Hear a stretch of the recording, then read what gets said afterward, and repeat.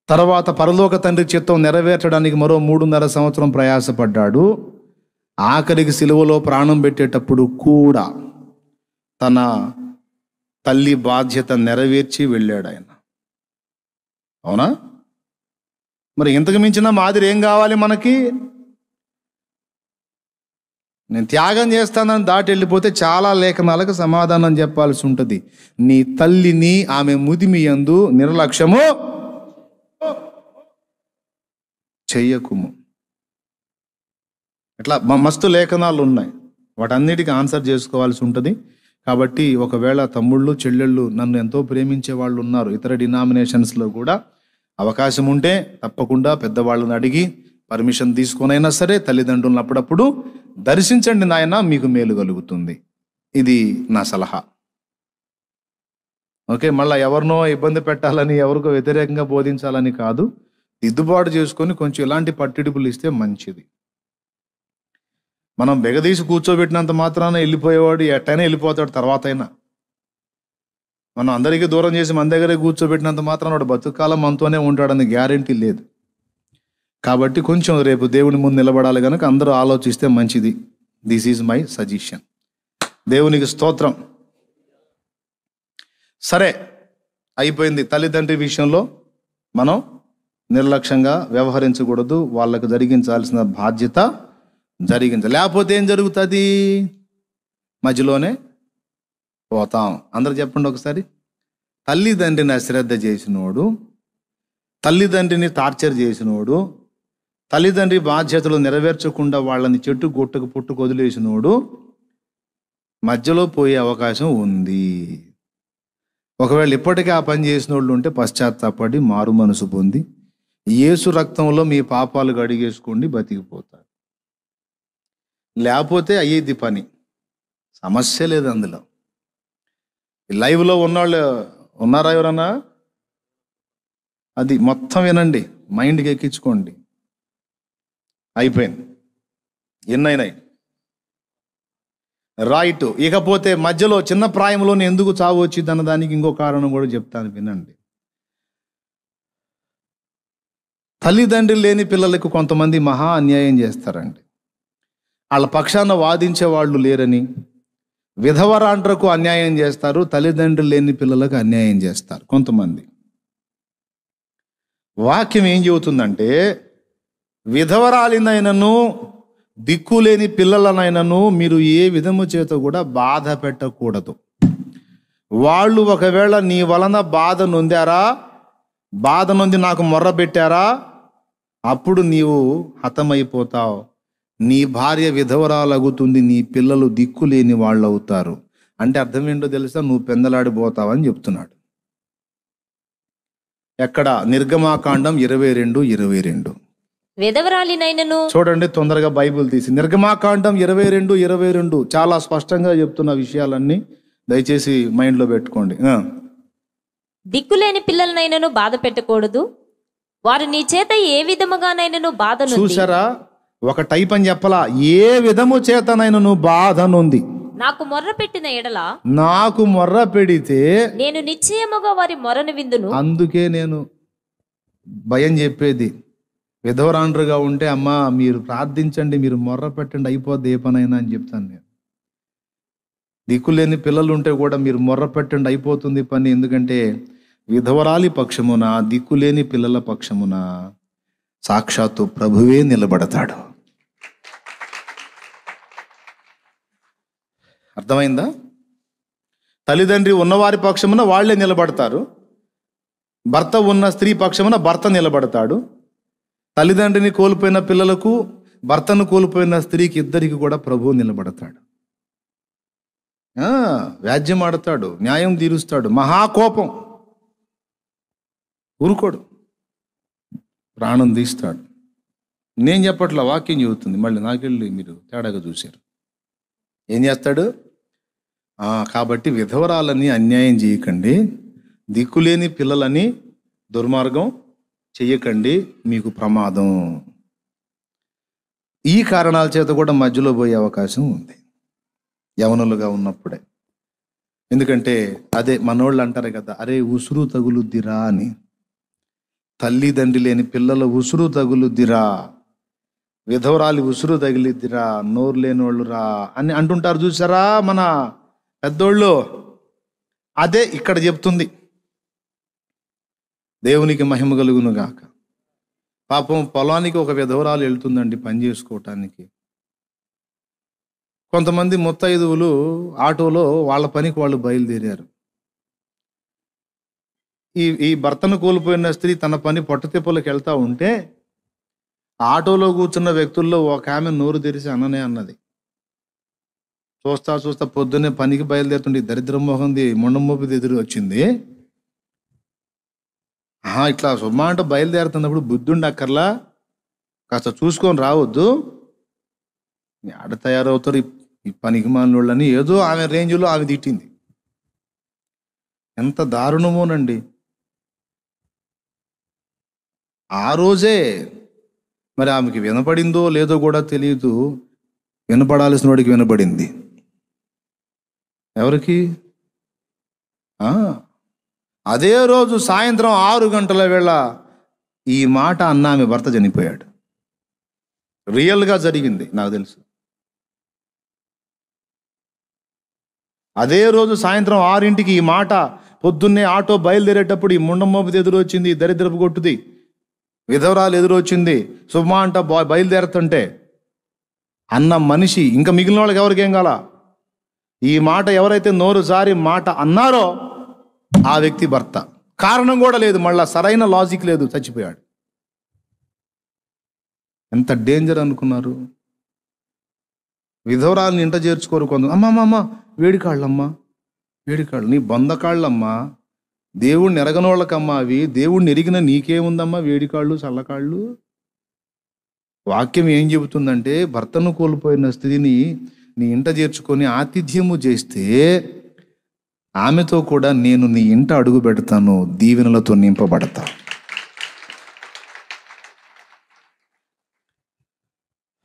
ఏమండి, తండ్రి అయిన దేవుని ఎదుట నిష్కళంకమైన భక్తి అంటే అదే. యాకోబు రాసిన పత్రిక 1వ అధ్యాయము 26-27 వచనాలు చూడు. విధవరాలని చిన్న చూపు చూస్తారు కొంతమంది, ఆచారాలు పాటించి ఇంట చేర్చుకోరు. దేవుని కృపను బట్టి చాలా మంది చెల్లెలను నా ఇంట చేర్చుకొని ఆదరించి దీవించబడ్డాను నేను. క్రైస్తవులారా వినండి, దేవుని పిల్లలమని చెప్పుకుంటున్న వారలారా వినండి, బైబిల్ పట్టుకొని డింగు డింగు డింగు చర్చికి పోయే వారలారా వినండి. సంఖలో పెద్ద బైబిల్ పెట్టుకొని పోవటమనో ఏదన్నా జరిగితే అమ్మా ఆచారం అమ్మా ఆగమ్మా ఆగమ్మా అనే రకాలారా వినండి. చాలామందిని నా ఇంట చేర్చుకున్నా, నేనేం శాపగ్రస్తం కాలా. శాపగ్రస్తమైన పరిస్థితుల్లోంచి ఆశీర్వాదకరమైన పరిస్థితుల్లోకి నడిపించబడ్డా దేవుని కృపతో. చెప్దామా గట్టిగా?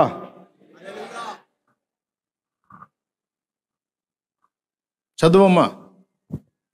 తండ్రి అయిన దేవుని ఎదుట అసలు తండ్రి అయిన దేవుని ఎదుట పవిత్రమును నిష్కళంకమునైన భక్తి ఏదనగా దిక్కులేని పిల్లలను అద్దుగా విధవరాండ్రను వారి ఇబ్బందిలో పరామర్శించుటయు ఇహలోక మాలిన్యము తన కంటకుండా తను కాపాడుకొనుటయునే. అబ్బా, ఎంత అద్భుతమైన స్టేట్మెంట్ చూడండి. విధవరాండ్రను దిక్కులేని పిల్లలను వారి ఇబ్బందిలో పరామర్శించుట తండ్రి అయిన దేవుని ఎదుట నిష్కళంకమైన భక్తి అంట. వాళ్ళని పట్టించుకోకుండా వాళ్ళని చిన్న చూపు చూసే భక్తి కళంక సహితమైన భక్తి. 2, ఇహలోక మాలిన్యం అంటకుండా జాగ్రత్త పడండి. 1. 2వది, దిక్కులేని పిల్లల్ని విధవరాండ్రని ఆదరించి వారికి మీరు చేయదగ్గ సహాయం తప్పనిసరిగా చేయండి, మీకు ఎంత దీవెనో చూడండి అంటున్నాడు. కానీ కొంతమంది వాళ్ళకి దుర్మార్గం చేస్తారు, వాళ్ళ నోరు కొడతారు, వాళ్ళ కడుపు కొట్టడానికి చూస్తారు, వాళ్ళకి అన్యాయం చేయడానికి చూస్తారు, వాళ్ళకు దుర్మార్గం చేసి వీళ్ళ పిల్లలకి న్యాయం చేయడానికి చూస్తారు. కానీ వాక్యం ఏం చెబుతుందో తెలుసా? ఒక విధవరాలికి నువ్వు అన్యాయం చేస్తే నీ భార్య విధవ అవుతుంది అంటే ఒరే నువ్వు చస్తావు అని. ఒక తల్లిదండ్రి లేని దిక్కులేని అనాథ పిల్లలకు నువ్వు అన్యాయం చేస్తే నీ పిల్లలు అనాథలు అవుతారు అంటే ఏంటో తెలుసా? ఒరే నువ్వు చస్తావు అని. ఏంది వీడు అసలు ఈరోజు ఇట్ట మొదలు పెట్టాడు అనుకుంటున్నారా? ఏందిరా మా ప్రాణానికి హింస అనుకుంటున్నారా?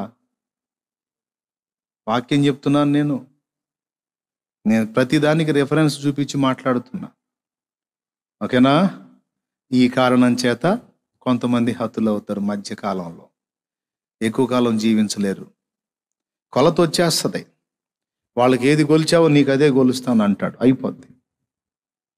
కాబట్టి మధ్యలో పోకుండా ఉండాలంటే దిక్కులేని వాళ్ళని, విధవరాంటను కూడా అన్యాయం చేయకుండా జాగ్రత్త పడాలి, లేకపోతే మధ్యలో పోయే అవకాశం ఉంది. తర్వాత భక్తులకు విశ్వాస పరీక్ష నిమిత్తము కూడా కొన్నిసార్లు యవనస్తులు కూలే అవకాశం ఉంది, సైతాను శోధన ద్వారా. ఇది కూడా గుర్తుపెట్టుకోండి. ఏబుకి 10 మంది సంతానం. కొడుకులెందరు, కూతుళ్ళెందరు చెప్పండి? 7, 3. రైట్. ఈ 10 మంది ముసలోళ్ళ, పిల్లల, యవనులు. కానీ 10 మంది ఒక్కనాడే చచ్చిపోయారు. ఈ యవనులు ఎందుకు చనిపోయారు? వాక్యం ఏం చెప్తుంది? ఏబు విషయములో దేవుడు ఏబును పరీక్షకు నిలిపినప్పుడు ఏబునొక్కడిని మినహాయించి సమస్తమును అప్పజెప్పాడు దేవుడు. నీకు ఇష్టం వచ్చినట్టు చేసుకో, కానీ ఏబు తన స్థిరత్వాన్ని మాత్రం వదిలిపెట్టడు అని ఛాలెంజ్ చేశాడు దేవుడు. ఇక అపవాది పోయి ఏం చేశాడండి? ఏబు కలిగిన సమస్తమును మొత్తాడు, దాంతోపాటు ఏబు సంతానాన్ని కూడా మొత్తాడు. ఇక్కడ మీకేమర్థమవుతుంది? దేవుడు సాతాను ఇద్దరు ఏబు జీవిత విషయంలో పోటీ పెట్టుకొని ఏబు పిల్లల్ని తీసేయటం ఏమిటి? అవునా? ఆ 10 మంది యవనుల్ని తీసేయటం ఏమిటి? అంటే ఆ 10 మంది కూడా ఏబుకు దేవుడిచ్చిన సంతానం. తీసేసిన దేవుడు ఏబుకు అన్ని రెండింతలు ఇచ్చాడు. దేవునికి స్తోత్రం కలుగును గాక. జంతువులు, పశువులు, పొలాలు, స్థలాలు అన్ని 2 ఇచ్చాడు. కానీ సంతానం మాత్రం 10 మందినే ఇచ్చాడు. మళ్ళా సెకండ్ హాఫ్ చదివారా ఒకసారన్నా వచ్చిన? మీకు ప్రశ్న రాలేదా? అన్ని 2 ఇచ్చి సంతానాన్ని కూడా 20 మందిని ఇవ్వాలి కదా, 10 మందినే ఎందుకు ఇచ్చాడు అన్న ప్రశ్నకు వస్తే సమాధానం ఏంటంటే, ఏబుకి 20 మందిని ఇచ్చాడు దేవుడు. కాకపోతే 10 మంది ఏమో ఆయన పరదేశంలో ఉన్నారు, 10 మంది ఏమో భూమి మీద ఉన్నారు. అది సంగతి. దేవునికి స్తోత్రం కలుగును గాక. ఎక్కడికి పోలా ఏబు సంతానం? జస్ట్ ఊరు మార్చాడు.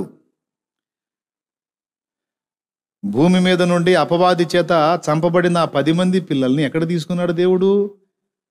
పరదేశు మహిమలోనికి తీసుకున్నాడు. అందుకే ఆల్రెడీ 10 మంది శేషం అక్కడ ఉన్నారు కాబట్టి ఇక్కడ 10 మందినే ఇచ్చాడు అనమాట.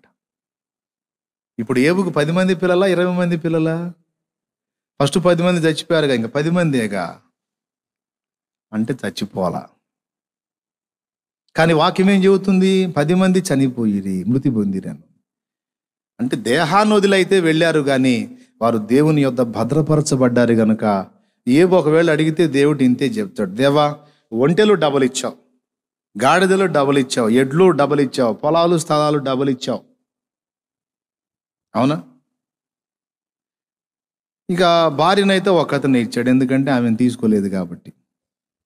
ఆమెను కూడా తీసుకున్నట్టయితే 2 అయ్యావు. ఆమెను దీలా సైతానుగాడు చూసావా? భార్యను చంపలా, పిల్లల్ని చంపాడు, మిగిలిన వాటన్నిటిని చంపాడు, కానీ భార్యను చంపలా. మరి శోధించేది ఎవరు? ఏబుని. అర్థమైందా? ఉంటే ఆమెను వాడుకొని ఏబు తాట తీయొచ్చు.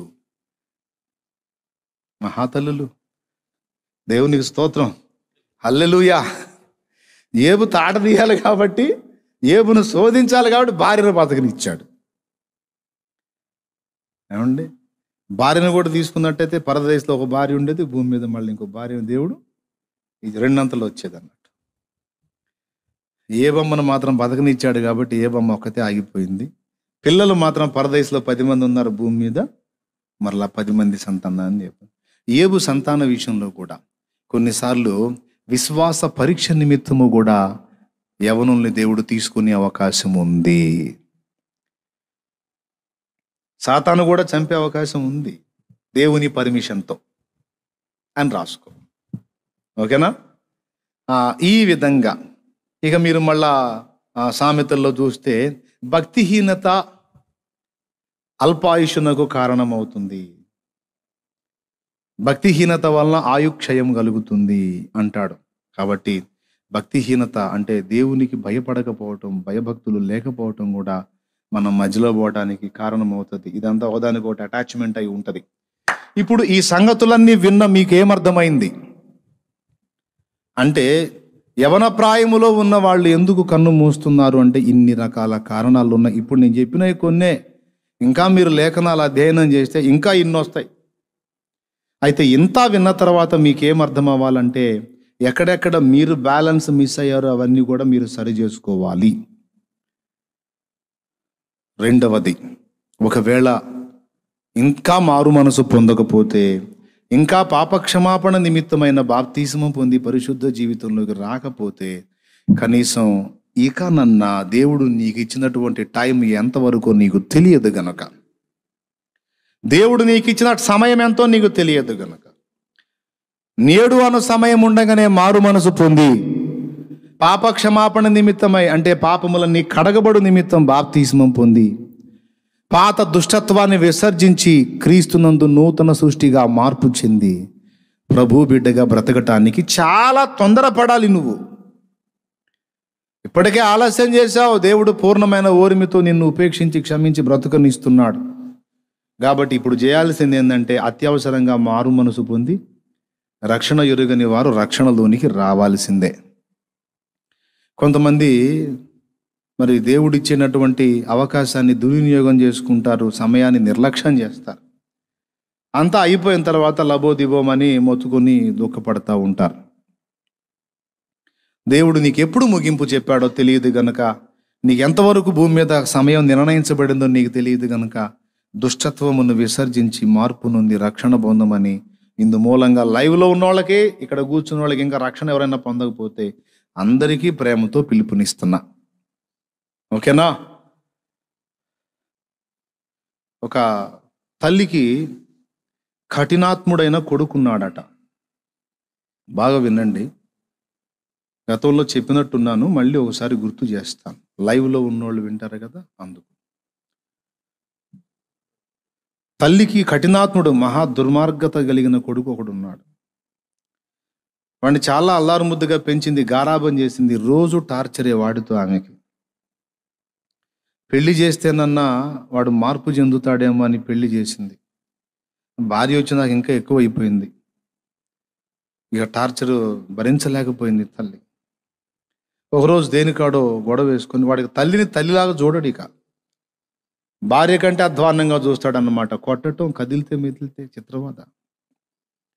ఓ రోజు తల్లిని బాగా కొట్టి పడేసి, అసలు నీ కొంపలో నేను ఉండను అని భార్యను తీసుకొని దూర ప్రాంతానికి వెళ్ళిపోయాడు. వెళ్ళిపోయిన తర్వాత ఒక 2 సంవత్సరాలు ఆడు బాగానే ఉన్నాడు, 2 ఏళ్ళు. తర్వాత ఒక అంతు చిక్కని వ్యాధి వచ్చింది. బాగా వినండి, ఒక అంతు చిక్కని వ్యాధి వచ్చింది. ఆ వ్యాధి దెబ్బకి వాడు మంచాన పడ్డాడు. హాస్పిటల్లో తిరిగాడు, రకరకాల వైద్యాలు పొందాడు, కానీ స్వస్థత కలగల. రోజు రోజుకి కుంచుకుపోయి చివరికి చచ్చిపోయే పొజిషన్కి వచ్చాడు. ఆ పరిస్థితుల్లో ఇక మంచం మీద నుంచి దిగే పరిస్థితి లేదు, ఇవాళో రేపో అన్నట్టుగా అయిపోయింది అతని పరిస్థితి. అతనికి సమీపస్తులు అందరూ వచ్చి, అతనికి ఆ 2 ఏళ్లలో పరిచయస్తులు ఎవరైతే ఉన్నారో ఆ ప్రాంతాల వాళ్ళందరూ వచ్చి చూసి వెళ్తున్నారు. అతని బాగా క్లోజ్ ఫ్రెండ్ ఒకడు వచ్చాడు. వచ్చి, ఏంట్రా నీ పరిస్థితి ఇట్లా అయిపోయిందని బాధపడుతుంటే వీడు అతన్ని చూసి ఏడ్చాడు. ఏడ్చి ఒక మాట అన్నాడు, అరే నాకు సహాయం చేస్తావా అన్నాడు ఫ్రెండ్ని. ఏంటి చెప్పురా, ఎందుకు చేయనురా చెప్పురా, నేను చేయదగ్గది తప్పకుండా చేస్తానంటే, నాకు అమ్మ ఉందిరా అన్నాడు. నాకు తల్లి ఉందిరా, మా అమ్మ బ్రతికే ఉంది, ఫలానా ఊర్లో ఉంది, కానీ నేను ఏనాడు కూడా నా తల్లిని సంతోషపెట్టలేదు. ప్రతిసారి నా తల్లిని చిత్రవద చేశాను. పెళ్ళైన తర్వాత కూడా నా తల్లిని నేను ఎంతో క్షోభ పెట్టాను. నేను ఇక చచ్చే పరిస్థితికి వచ్చాను. నేను చచ్చిపోతానని తెలుసురా నాకు. కనీసం ఈ చావు టైంలోనైనా నా తల్లిని పట్టుకొని ఏడ్చి 2 కాళ్ళు పట్టుకొని క్షమాపణ అడిగి, కాళ్ళు పట్టుకునే ఓపిక నాకు ఆ దేవుడు ఇవ్వకపోతే కనీసం చేతులతో నమస్కారం చేసి మా అమ్మని, అమ్మా నన్ను క్షమించు, మహా దుర్మార్గం చేశాను, నీకు నేనెంతో క్షోభ పెట్టాను అని మా అమ్మని క్షమాపణ అడగాలని ఉందిరా, నాకు సహాయం చేయవా, నేను ఈ పరిస్థితుల్లో ఉన్నానని మా అమ్మకు తెలిస్తే నిమిషం కూడా ఆగదరా, నేను ఎంత దుర్మార్గుండైనా మా అమ్మకి నేనంటే చాలా ఇష్టం, ఒక్క మాట మా అమ్మకి చారేరా, మీ అబ్బాయి చావు బతుకుల్లో ఉన్నాడు, ఒక్కసారి రమ్మా అని చెప్పురా, అమ్మ వచ్చేస్తుందన్న. ఏ ఊరు ఏంటంటే అడ్రస్ తీసుకున్నాడు, పోయాడు. పోయి ఆ తల్లికి చెప్పాడు, అమ్మా నీ కొడుకు ఈ పరిస్థితుల్లో ఉన్నాడు, డేంజర్గా ఉన్నాడు, ఇప్పుడా ఇంకాసేపు అన్నట్టున్నాడమ్మా అంటే, ఆమె ఆ దుర్మార్గుడైన కొడుకు విషయంలో అమ్మో నా బిడ్డ అని కేకేసుకుంటా డబ్బులు తీసుకొని నేను బతికించుకుంటానయ్యా నా బిడ్డనని బయలుదేరింది. పరుగు పరుగున బస్సు ఎక్కింది, ప్రయాణం చేసింది. బస్సు దిగింది. ఆ ఊర్లో బస్సు దిగి నడుస్తా వెళ్తా ఉంది. అక్కడ కొడుకు పరిస్థితి చివరి స్థాయికి వచ్చింది. అంత జనం గుంపు కూడారు. ఆ ఎక్కిళ్ళు వస్తూ ఉన్నాయి. ఎక్కిళ్ళు వస్తా ఉన్నాయి అంటే చచ్చిపోతున్నాడు. భుజం తడుతున్నారు, చెంపల మీద కొడుతున్నారు. ఇదిగో లే, మెమ్మను అడిగావుగా, మెమ్మ వస్తుంది లే అంటే అమ్మ అంటే కళ్ళు తెరుస్తున్నాడు ఆ ఎక్కిళ్ళలోనే. తర్వాత మళ్ళీ అపస్మారక స్థితికి వెళ్ళిపోతున్నాడు. ఆమె ఇక రోడ్డు మీద నుంచి పరిగెత్తుకుంటా కేకలేసుకుంటా, మరి తల్లికి మమకారం కదా, కన్న ప్రేమ, యో అని కేకలేసుకుంటా ఏడుస్తా పరిగెత్తుతా ఉంటే ఆమె దగ్గరికి వస్తూ ఉంది. అదిగో మెమ్మ వస్తుంది అంటే ఏంది, కళ్ళతోనన్నా చూసి వెళ్ళిపోతాడేమని వీళ్ళు తడతా ఉన్నారు. ఆమె కరెక్ట్గా వాకిటి సమీపంలోకి వచ్చింది, చచ్చిపోయాడు. అక్కడ ఉన్న వాళ్ళకి అంత ఉత్కంఠ, కన్న తల్లిని కళ్ళారా చూసుకొని చచ్చిపోతాడేమని వాళ్ళు తపన పడితే పూర్తిగా ఆమెను చూడక మునిపాడు, కన్ను మూసాడు, చనిపోయాడు. ఇక లెగవరు జనం ఎవరి మీద? దేవుడి మీద. దేవుడు అంటాం కానీ అసలు నిజంగా దేవుడు అనేవాడికి జాలి, దయా, కనికరం లేవండి. జాలి, దయా, కనికరం లేవు. ఎటుగుడి తీసేసుకుంటున్నాడు. కాస్త కన్నులారా తల్లిని చూసుకునేవాడు కదా. ఆ ఒక్క అవకాశం ఇస్తే ఎంత బాగుండు. ఒక్క నిమిషం ఆపితే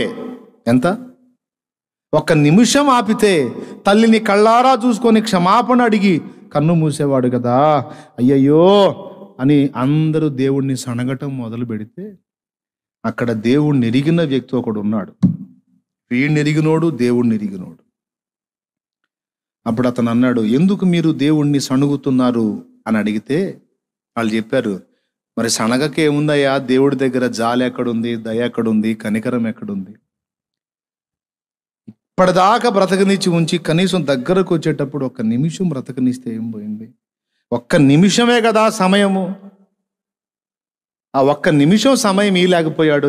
ఎంత కఠినాత్ముడయ్యా మరి దేవుడు అంటే. అప్పుడు అతను చెప్పాడు, మీకేం తెలుసు, దేవుణ్ణి మీరు అనటం న్యాయం కాదు, అన్యాయం.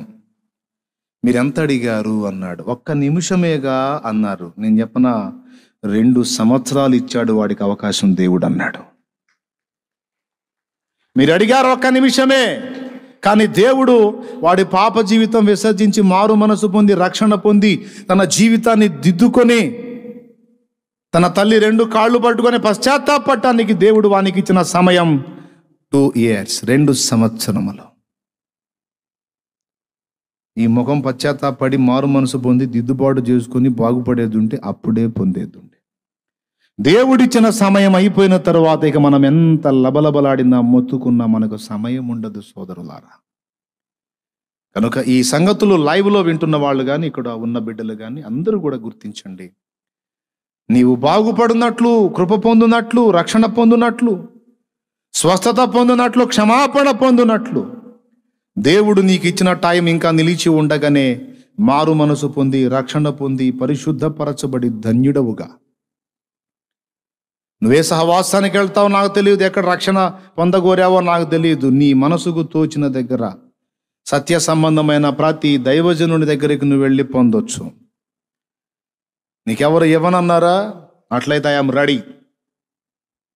నువ్వు ఏ టైంలో వచ్చినా నీకు రక్షణ ఇవ్వడానికి శాలెమన్న ప్రభు చిత్తం అయితే సిద్ధంగా ఉంటాడు. లేకపోతే ఇక్కడ ఉన్న దేవుని పిల్లలైనా రెడీగా ఉంటారు. తప్పనిసరిగా రక్షణ పొందవచ్చు, వచ్చైనా పొందవచ్చు. లేదు, నువ్వు ఉన్న ప్రాంతంలో దైవజనులు ఉన్నారా? చక్కగా వెళ్ళిపోయి దైవజనుని అడిగి రక్షణ బాప్తిస్మం పొంది పరిశుద్ధపరచబడు. రెండవది గుర్తుపెట్టుకోండి, కాల విలువను గమనించి ఎంతవరకో సమయం ఎవరికి తెలియదు గనుక ఉన్నంత వరకు జీవితాన్ని ప్రభు చిత్తానుసారంగా ఖర్చు పెట్టేటట్లు జాగ్రత్త పడండి. అంజూరపు చెట్టుకు 3 ఏళ్ల కాలం చూశాడు, ఒక కాయ కాయలేదు. ఏమన్నాడో తెలుసా? ఎందుకు ఇక్కడ ప్లేస్ వేస్ట్, తీసి అవతల పెరిగి పడాయి, అనవసరం. దీని స్థానంలో ఇంకొక చెట్టు నాటు. మిగిలిన చెట్లన్నీ చక్కగా ఫలాలు ఫలిస్తుంటే ఇది మాత్రం ఒక కాయ కూడా గాయట్లేదని కోపగించుకొని దాన్ని తీసేయమంటే తోటమాలి బ్రతిమాలి, ఈ మారు అవకాశం ఇవ్వు, ఇప్పుడు నేను దాన్ని బాగుగా త్రవ్వి శుభ్రపరిచి ఎరువు వేసి బలపరిచి మళ్ళీ చూస్తాను, ఈసారన్నా కాపుగా సిద్ధేమో అని ఆయన తోటమాలి యజమానుని రిక్వెస్ట్ చేశాడు. ఈరోజు దేవుని కొరకు ఏమీ ఫలించనటువంటి కాయలు లేని అంజూరపు చెట్టులాగా ఉన్న మన విషయమై యేసు అదే వేడుకుంటున్నాడు తండ్రిని. కనుక మనందరం కూడా ఆత్మ ఫలము ఫలించాలి, ఆత్మల ఫలము కూడా ఫలించాలి.